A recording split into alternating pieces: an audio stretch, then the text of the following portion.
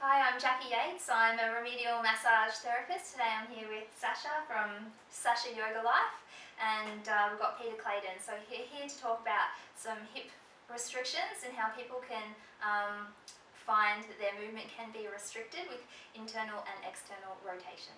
There are a couple of reasons why Peter could have this limitation in his hips. One of them, which is quite common and typical in many Westerners today, is from a lot of sitting at a desk or in a car, on the couch, many different reasons. But this causes a lot of flexion in the hips, and therefore the hip flexors, which connect from the top of the thigh into the pelvis, start to bunch up and get really, really tight.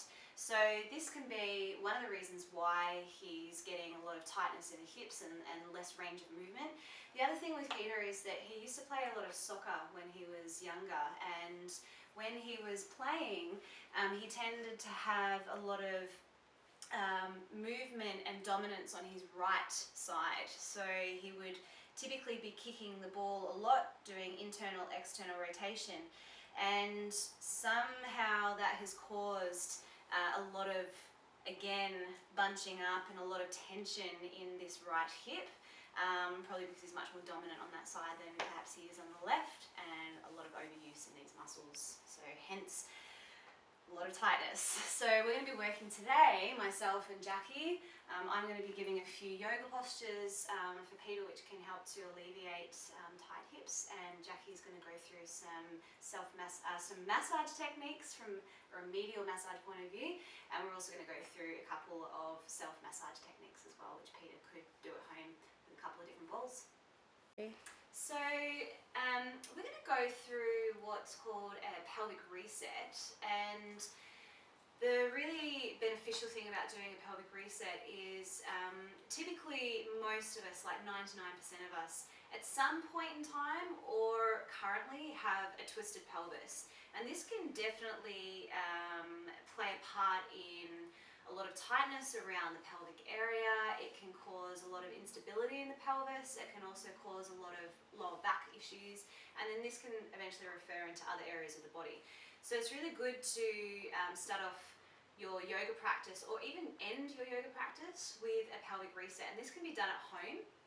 It's a really self-encouraging way of looking after yourself and your pelvis. So what I'm going to get Peter to do is start to hug the right knee in towards his chest, and the left leg can just be left quite relaxed. And so he's going to start to draw that right knee in towards his chest and hold this stretch for about 10 seconds. So I'm going to silently count the 10 seconds.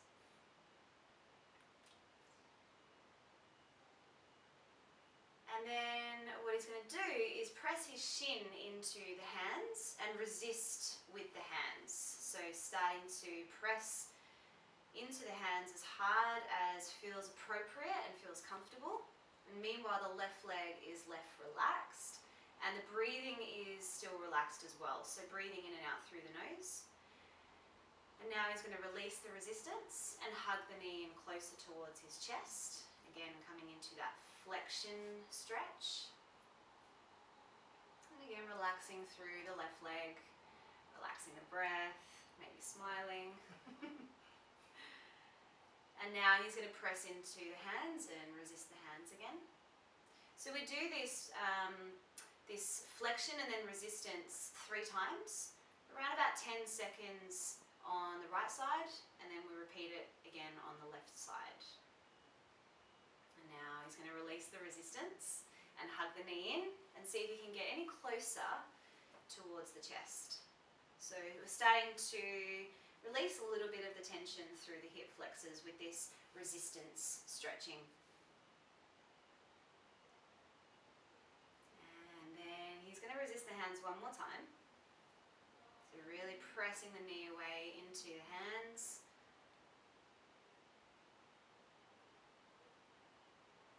And you will see a little bit of shaking from time to time, and that's okay. And then he's going to release the resistance and extend the right leg out onto the floor. So now Peter's going to do the left side of his pelvic reset. So he's going to start start by drawing the left knee in as close towards his chest as he can into flexion, and start to get into the stretch for 10 seconds. Still keeping the breath nice and relaxed in and out through the nose. And now he's going to press the shin into the hands and resist the hands with that leg. So resistance stretching. It's a really good way of stretching into the muscles. And then he's going to release the resistance. See if you can draw the knee in any closer. So resistance stretching actually starts to loosen the muscles a little bit more effectively and efficiently, rather than static stretching or just holding in one stretch for too long. And then he's going to press the shin again into his hands and resist the hands.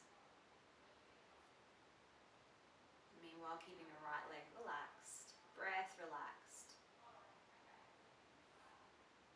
And now he's going to draw the knee in one more time, release the resistance, and seeing if you can hug the knee in any closer and start to feel that left hip flexor start to loosen up a little bit more. And now he's going to resist the hands again and press into the hands one more time.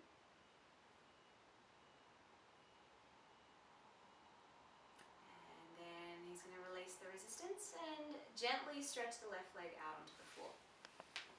Yeah. So stage 2 of the pelvic reset is to start to bring the pelvis more in alignment this way. So Pete's going to place a block just in between his knees. And if you're doing this at home, you don't have to have a block. You could have a book or something that is about that thickness, just something that you can actually start to press into. You could even use your fists. So Pete's going to start to press into the block as hard as he can with the knees without letting the buttocks lift up off the floor. That's really important. Try to keep the lower back and the pelvis, the buttocks firm on the floor. Breath is still relaxed in and out through the nose. And again, this is held for about 10 seconds. And it's not uncommon to hear a little popping in the pelvis or in the groins, the hip area. And then he's going to release the block and remove the block from in between the thighs. And he's going to put this belt around the legs and just above the knees. So the strap is just above the knees. And then place his feet back down onto the floor. And now he's going to press out into the belt as hard as he can. So now this is, if you imagine with the block, he's letting the pelvis move out slightly, and now with the belt, everything is pulling back in. So this just brings everything back into balance and alignment. The same thing with the strap. You don't have to have one of these fancy yoga belts at home. You can use any type of strap that can go around the legs, and you can just even hold on to the end of it.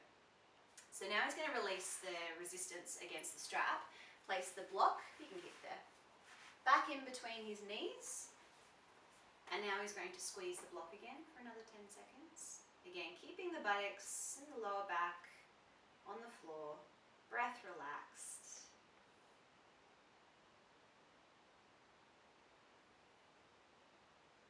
And then he's going to release the block one more time and press out into the belt as hard as he can. So with the block and the belt, you do want to really press into it as hard as you can to get the maximum effect out of this pelvic reset. Had any popping yet? And then he's going to release the resistance of the belt, and we're going to gently remove the belt off the legs, and then hug the knees in towards the chest. And just maybe rock from side to side. It's not uncommon to feel a little bit of, not discomfort, but just a little bit of unusual feelings in the pelvis after doing this, and that's completely normal. What's also good is to slowly roll to one side and then gently lift yourself up and walk around a little bit for a couple of minutes.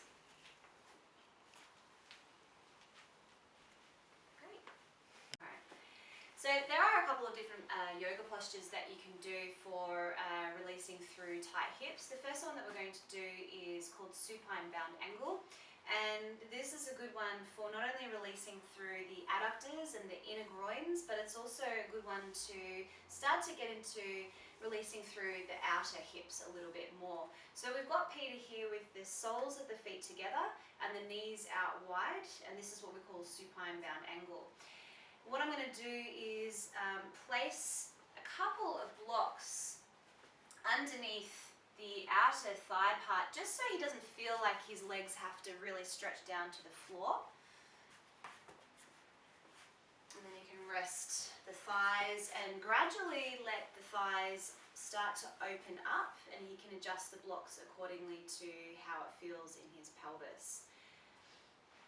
In supine bound angle, you'll notice when Peter has brought his feet together and dropped his knees out wide that his right knee is up higher than the left. And this is because of the tightness in his right hip. So to get a sufficient and even balanced stretch, what we want to do is have Peter move his right foot further away from his left, so further away from his body, until you start to see the knees even out. So you can actually move your foot out a little bit further. And now he can start to get more of an even balanced stretch in this posture. Okay, the next pose we're going to do with Peter is called thread the needle legs. So what I'm going to get Peter to do is keep his left foot on the floor and cross his right ankle above the left knee. And as he does this, because the hip is in external rotation and there's flexion on the knee, we want him to flex his toes towards the knee, and this protects the knee joint. So if you flex your toes towards the knee and keep them flexed, and make sure that there's no sickling in the ankle. And then I'm going to get Peter to draw his left knee in towards the chest. And you'll see that he's taken hold of behind the thigh. That's optional. What we want to make sure is that his head and shoulders are resting back down onto the floor. And then what this is doing is actually stretching the outer glute muscles, so the glute maximus and the glute medius. And these are the two main glute muscles. So the glute max is the larger buttock muscle, and the glute medius is the smaller muscle that comes into the hip. And so this is the area that we're targeting. It isn't unusual though to also feel a little bit of stretching through the groin, the hip flexors, and even through the inner thigh as well. So just make sure you keep your toes flexed towards the knee just to protect that joint. Alright, so here this posture that Peter is doing right now is called thread the needle legs.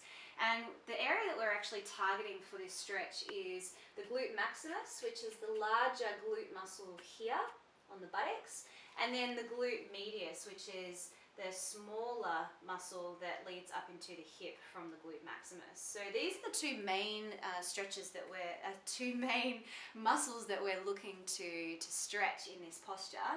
But it isn't unusual to feel maybe some stretching through the inner thigh and also through the hip flexors as well. So I'm actually going to introduce to you these slightly different balls. They're called Yoga Tune-Up, and they're actually founded and incorporated. They've got their own website, and these balls are sold worldwide. And the great thing about Yoga Tune-Up balls is that the material that they're actually made from is quite spongy, so it's not dissimilar to the skin, it's not dissimilar to the makeup of fascia. And what it does is actually traction over the skin quite smoothly. So you can use the balls either on the skin or on clothing. They don't bunch up. The other good thing is that they have, they're quite dense on the inside, so they're not hollow. Using a tennis ball is fantastic. It's a very cheap and effective way of self-massaging, and if it's the only thing that you have access to. But these are also brilliant because they get right into the fascia. So we're going to get Peter to do pretty much exactly the same as what he did rolling with the tennis balls. So again, he's going to be targeting the glute maximus, the glute medius, and even starting to go into the tensor fasciae latae muscle, the TFL muscle a little bit. So he's going to place that ball underneath the hip region. And again, You might notice that there's a little bit of difference between this ball and the tennis ball.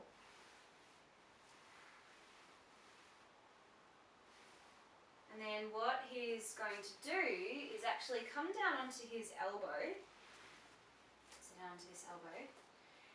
And now start to move from side to side, so cross-fibering. Getting a little bit of different movement in the ball and in the whole hip region.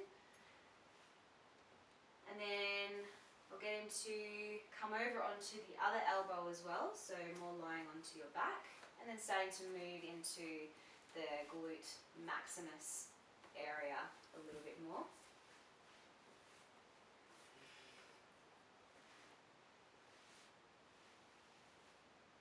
How does that feel? Yeah, it's great.